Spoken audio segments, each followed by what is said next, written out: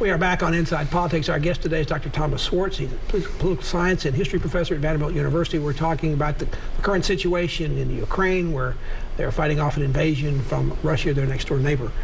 Dr. Schwartz, I don't think I've ever seen a war where both sides so openly discuss their opponent's tactics, discuss their opponents and their own military intelligence. I've never seen them do that. I mean, I know this is all being done in real time because of all modern technology, but why is this happening? Like, why are they so free about talking about it? And why is President Biden saying some of the things he says about the leader in the other country? Well, I'd qualify your statement and say I don't think we're necessarily hearing from Russia anything that's very open about their tactics or methods. What we are seeing is the United States deliberately deciding to use intelligence to achieve a certain credibility in world opinion. And that's something that a number of observers have noted, that our intelligence, which was so flawed with the Iraq invasion, now seems to be very reliable in terms of its predictions. And it also appears perhaps they're doing this because they know Russians are very good at disinformation campaigns, and this is a way to tell the truth about it before the Russians get in and try to tell the disinformation about it and confuse everybody on which is right. Absolutely, absolutely. I think this is part of they're very aware of Russian disinformation campaigns, which have been very effective.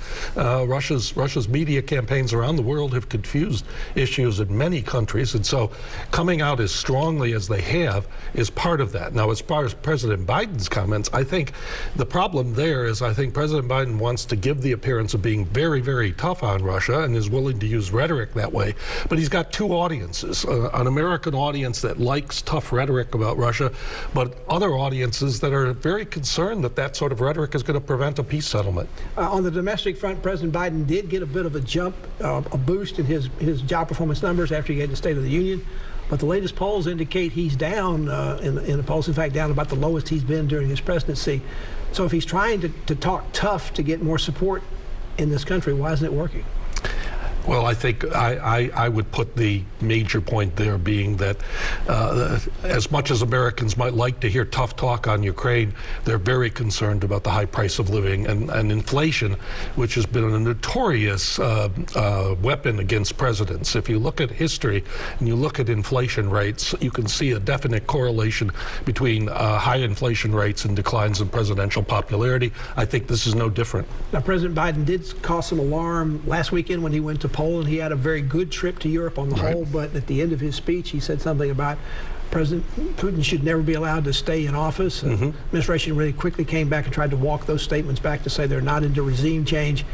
Surely Joe Biden knew that. Did he say that again to play to the American audience, or was there something else going on there? Was he trying to send a different message to Russia? Well, I think if you want to be very sympathetic to the president, you'd say, well, he was expressing his heartfelt feelings.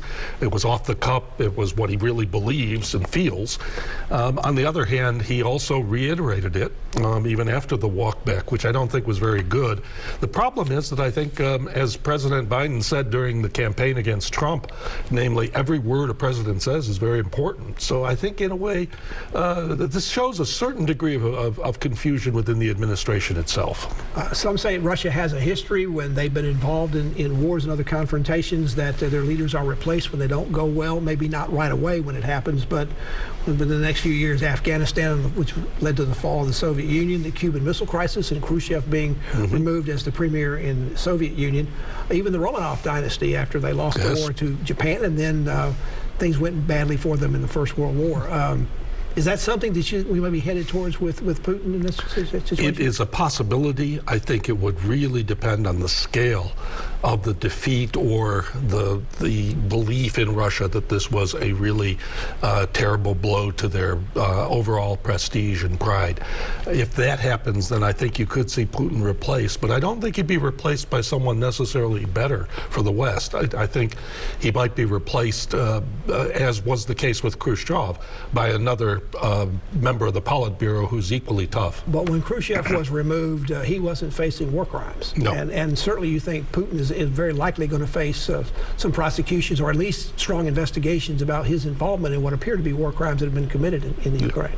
However, again, remembering that no great power has seen its leaders subjected to war crimes investigations. The only war crimes investigations have been against people like Slobodan Milosevic in Yugoslavia, who were actually captured by the Allies or by the Americans and British. So it's a situation where unless Putin was delivered over by Russian leaders, which I cannot believe would happen, he'll never face real judgment. The Russian invasion has displaced 10 million people, probably plus at this point, with up to 4 million of them being refugees who've actually left the country. In the early days of the conflict, there's been a great outpouring of support and help and welcoming refugees to come over. Is the U.S. and the whole world ready to do that on an ongoing basis? Do we need a Marshall Plan after it's over to rebuild the Ukraine after it's over, and for that matter, continue to take care of the refugees? We're getting refugees coming from all over the world in so many different places. Absolutely, and the scale of destruction in the Ukraine is such that you would need billions and billions of dollars to do the rebuilding. And one of the key issues in any type of peace accord might be who takes responsibility for that. Will the United States and the Western allies be willing to take responsibility for destruction they didn't cause? On the other hand, could they ever make Russia pay up? Two quick questions as we close. A lot of talk a couple of weeks ago that Russia's wanted China to come in and help them. It's gotten very quiet since all those requests happened. Is Russia being involved? Why are we not hearing anything from China about this? It's a good question. China may be playing essentially sitting on the fence, watching to see what happens, and then trying to judge its policy from what happens in the Ukraine. One final question: what should we be looking for? What are the key things we ought to watch in the last couple of weeks to see? One, are we going to be in a situation where peace might actually materialize, or some sort of settlement come out of this? Will there be some possibility of an ongoing war that may last for months? I think what we need to see is whether the Ukrainians are able to push back the Russians. If they are continually successful, for example, at liberating territories, this poses the question of whether the United States and the West decide to either go for a peace settlement or go all in with backing Ukraine with the hope of really defeating Putin. Thank you, Dr. Schwartz. Appreciate you being here. I'm sure we'll have you back again as this war continues to develop. Thank you. And thank you for joining us on Inside Politics. I'll be back here again for a future show. If you can't get into politics in the meantime, you can go to News25 website. You can find my Capitol News commentary there. There's a new commentary posted every Friday afternoon. Enjoy the rest of your weekend, and we'll see you back here next time. Goodbye.